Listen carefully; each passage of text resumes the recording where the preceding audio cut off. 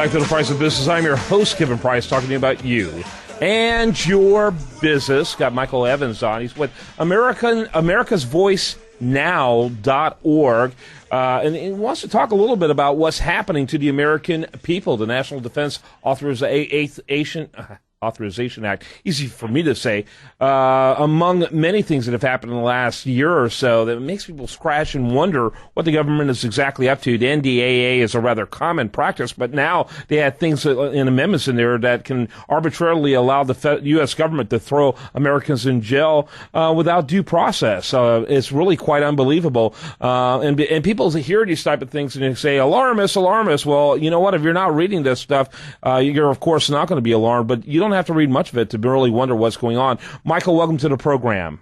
Good morning. Thanks for having me. You bet. Real quickly, tell us about America's Voice Now.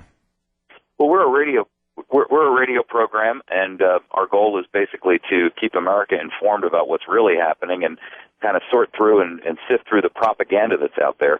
And so we actually have a website, which is americasvoicenow.org, and we post all of our shows live up on YouTube where folks can watch them. I actually stream it live with video.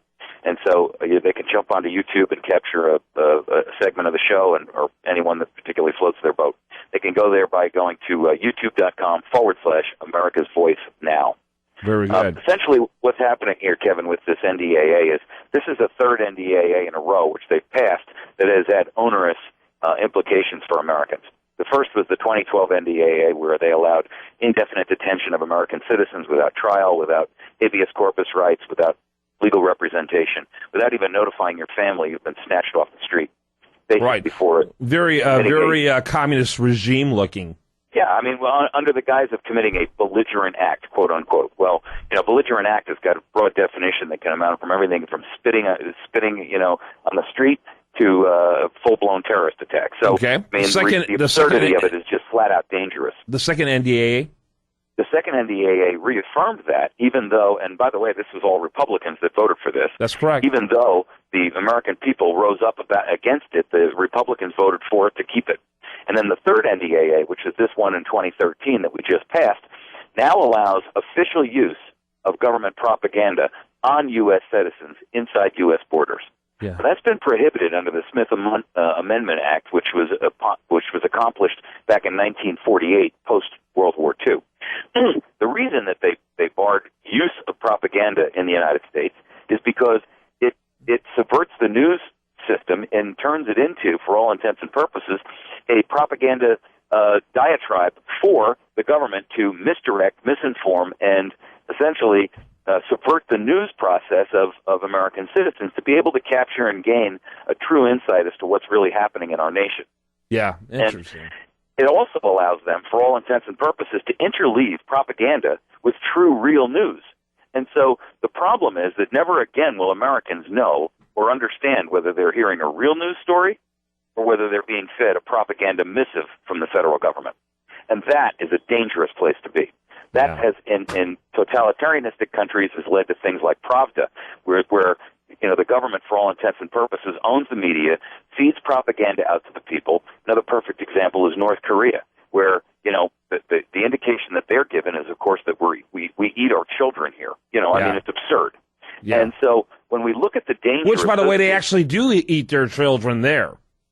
Well, I suspect some of that is probably actually due to propaganda that we're fed here. Okay. Well, a little bit of propaganda deserves more propaganda, I guess. So let me, if you don't mind, engage with you in a conversation. I appreciate your thoroughness, but I actually have a lot of questions, and I know you're a media guy yourself, so we could go on. But I do want to talk to you about why we're not hearing about particularly this latest one. We did hear about the first one, the NDAA. Rand Paul was one of a few that thought it. It was largely driven by people like John McCain in the Senate. Why haven't we heard about these more recent ones? Good question. And the reason for that is because the folks who are actually supporting this and defending it are themselves compromised. And if you want to look at how and where and under what circumstances that occurs, go look back at what's going on with these NSA scandals. I mean, clearly you've got a group of people, both Republicans and Democrats, but more troubling is the Republicans, because they're not ideologically aligned with these kinds of policies, at least not theoretically. And yet, over and over and over again, we see folks like McCain and folks like Lindsey Graham coming out and saying, you're not a real true journalist, or if you're not a true journalist, i.e. a licensed, under the New York Times or the Wall Street Journal, you're not entitled to First Amendment freedoms. If you are, that they support immigration, which everybody can easily recognize as dangerous to implement here in the United States. Mm-hmm. These guys are violating the tenets of what they've been elected to do. And I believe, truthfully, that the reason they have is because the NSA has the ability to capture all of this information on Americans, and it is now being used to coerce, corrupt, and compromise our legislative branch. And essentially what's happening is these people are voting against the constituencies that they have back at home.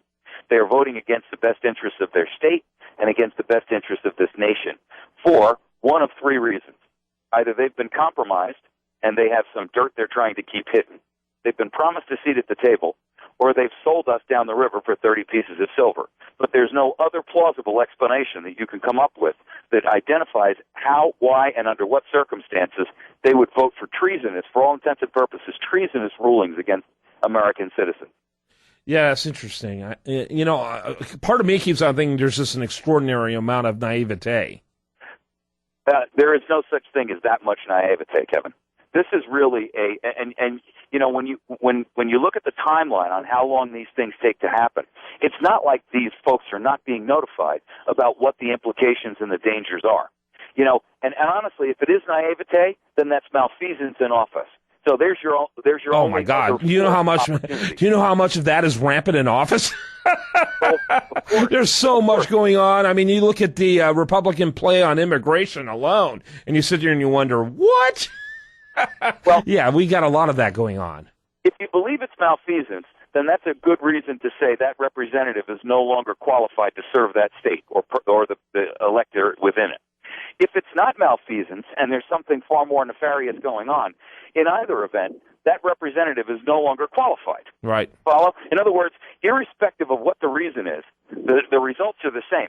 The representative is no longer qualified. And when they're violating the oath of office that they've taken to defend our country and their state and their citizens and their elected or their electorate against all dangers to this nation and our republic, whether domestic and or foreign, we got to wonder and question what's really happening here.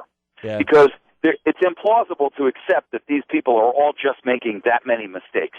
No, I agree. I agree. I mean, to a large extent, I agree with that. Although I used to work for a U.S. senator, so I know the culture of the Senate, and there's an incredible amount of Me Too-ness that goes on in that place, and a certain belief of what's acceptable and what's not acceptable, and which is why guys like Rand Paul and people like Ted Cruz will never fit in that environment. At least I hope not. All right, Michael Evans, appreciate you being with us. AmericasVoiceNow.org. That's AmericasVoiceNow.org. Very lively conversation. Thanks for your information.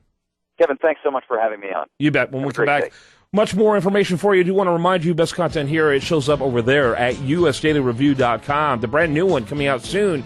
You need to check that out. Also, you're listening to The Price of Business.